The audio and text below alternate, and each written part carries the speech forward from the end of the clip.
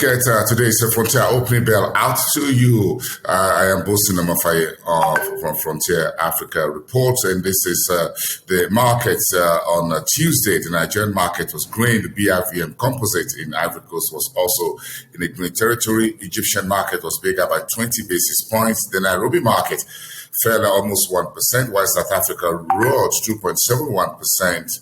Thanks to those, the pushback by investors as far as Omicron variant was concerned. All the major indices closed strongly on the GSE on Tuesday. The shares of Massmat also went up about 3.3% after the resolution of the workers' strike there in that chain store business in chain stores in South Africa. Get all of this into the groove as we start the third trading day today. You look at the East African market, the handshake between Kenya and DRC is continuing. So we have the trade mission from Kenya to DRC taking place in Kinshasa. Then horticulture exports in Kenya is apace, a very strong growth of about 6.4%. In the month of November. That's about 145 billion shillings. Kenya is Africa's #1 when it comes to horticulture exports, not only to Western Europe, but around the world. MTN Uganda has provided further information regarding the unsold portion of its initial public offer of the telco that was concluded on Friday. The listing was also done. The trading has started, but the unsold portion, which is about 7%, will now be sold within 3 years on the floor of the Uganda Stock Exchange. And Uganda says it's ready to tap into the new AFCFTA, the new intra-Africa trade, and has an outlook for a GDP growth forecast of 30%. That's quite ambitious. Then, of course, Standard Chartered has unveiled the first digital bank branch in Tanzania, that in East Africa. Let's check in with West Africa. Good news for Nigeria as S&P Global Ratings yesterday announced the affirmation of the country's B- rating and a change in its outlook from negative to stable. Now you have the three leading rating agencies in the world affirming changing Nigeria's economic outlook from negative to stable. S&P, Moody's, as well as Fitch Investor Services. Then the World Bank says it's planning to get as much as 150 million vaccines distributed across Africa before the end of the year. The current position is about 100 million doses. Now, the World Bank says it's looking to raise that by another 50 million. Then the Nasdaq-listed Equinix Incorporated on the Nasdaq says it's concluding an arrangement to buy MainOne, which is an internet infrastructure broadband company, headquartered here in Nigeria, for the sum of $320 million. The deal is expected to be concluded by next year. Funke Opeke, who is the founder of MainOne, will remain in the office on our seat as the CEO of the organization. And Ghana's PMI remained unchanged, very tepid, 51.0 in the month of November.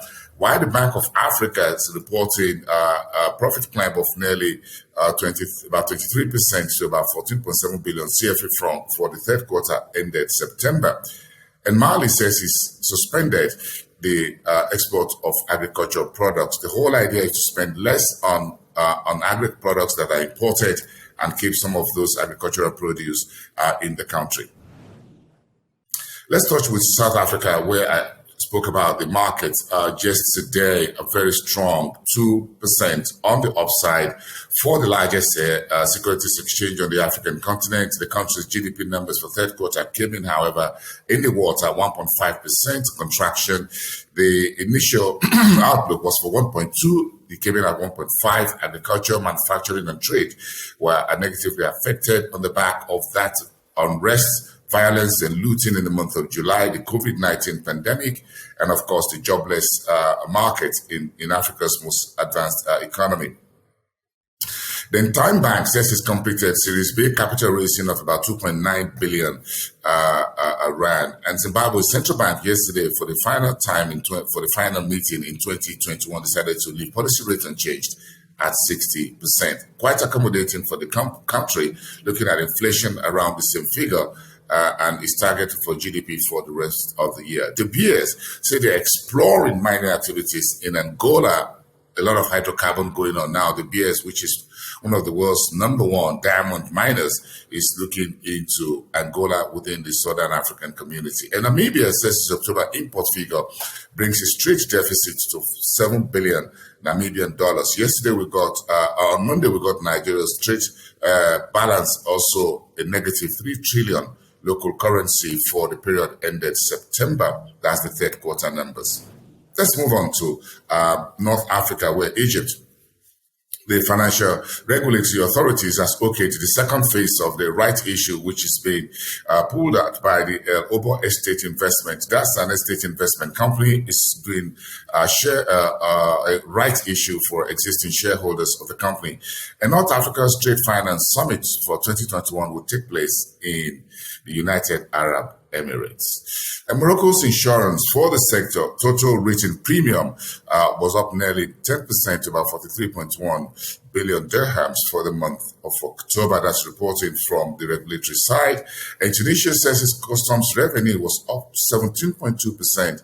That's about 7.6 million dirhams in the first 11 months of this year, January to November. And that's about it for today for your Frontier Opening Bell. I am Bosin Fight. We thank you for watching. Go online on our social media, on Twitter, on LinkedIn, on our YouTube. You can watch this show and other shows that we have on our YouTube. Go to visit our website, www.frontierafricareports.com, for more on these stories and more. I'll see you next time. Bye for now.